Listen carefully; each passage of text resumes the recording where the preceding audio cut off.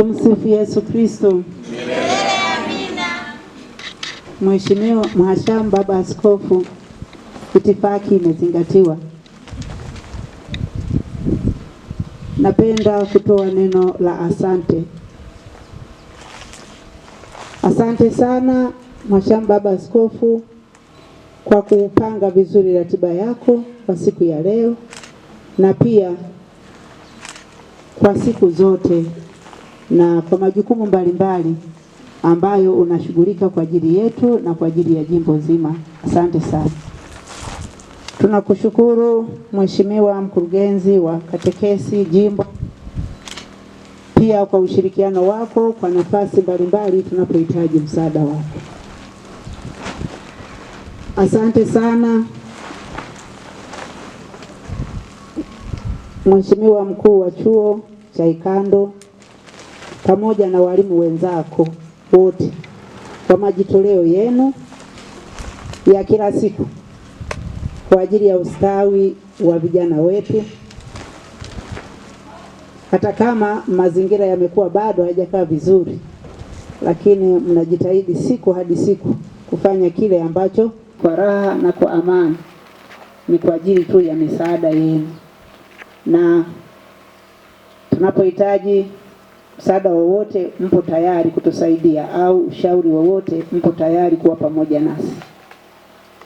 Baba Askofu, sijasahau pia tunashukuru sana kwa kutupatia padre kwa ajili ya maisha ya kiroho kwa ajili ya jumuiya hii.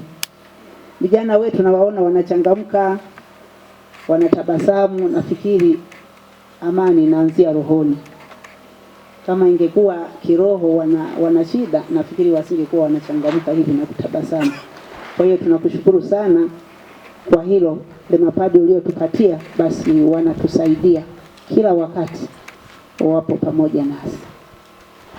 Asante sana akina mama, majirani zetu, wana kijiji cha Ikando. Hawajatusahau. Mara kwa mara wanatutembelea, mara kwa mara wanatoa misaada yao kwa kadiri ya uwezo wao. Tuna mifugo hapa, mazingira kwetu bado ni mageni.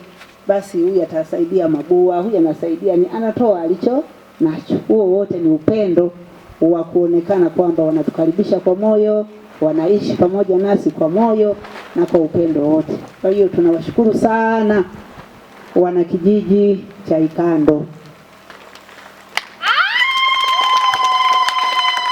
Nipende kutoa pia neno la shukrani kwa wanachuo cha Ikando chenyewe.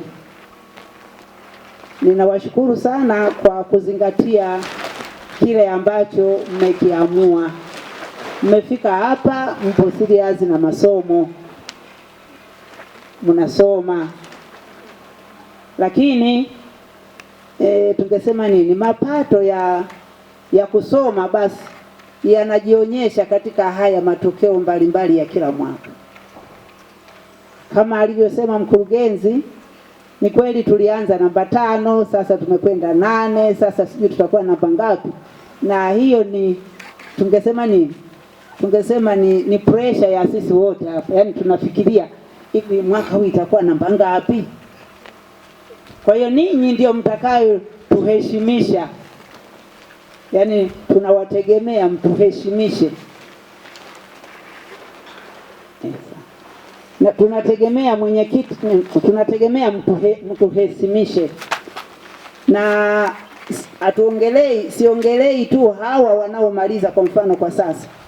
Wanaomaliza kwa sasa basi na wao watavuna walichopanda. Na kama palisalia mahali, sijui kwa siku hizi chache, maana zimebaki kama siku chache sana, kwamba kama palisalia mahali hapajawekwa vizuri, kwamba mtu anaweza kafaulu katika dakika chache hizi, sijui, tumuombe Roho Mtakatifu. Lakini basi jipeni moyo, mjiweke tayari, mfanye vizuri huo mtihani. Lakini na wenzangu mliokuwa huko nyuma, mwanzo mwema huleta pia mwisho mwema. Kwa hiyo jitahidini kujiandaa. Maandalizi ya muda mrefu ni mazuri zaidi kuliko maandalizi ya papo kwa papo. Kwa hiyo mimi nawatakia mwanze kujiandaa toka mbali. Mkianza kujiandaa toka mbali, mpaka zinafika siku za mitihani, mtu huyu anakuwa hana mahangaiko makubwa. Lakini kama mtu alikuwa hajiandai toka mbali, zinapofika siku za mwisho anaanza kuvuja jasho na akili inasizi, inaacha kufanya kazi vizuri. Kwa hiyo mimi nawatakia kila laheri, mjiandae vema kwa masomo yenu na muweze kumaliza vema. Imiliwa pia tunawasubiri, kwa sababu mkisha maliza hapa, ngazi inayofuata ni kwenda kupokelewa upostulandi, na nafikiri ndio tamaa yenu.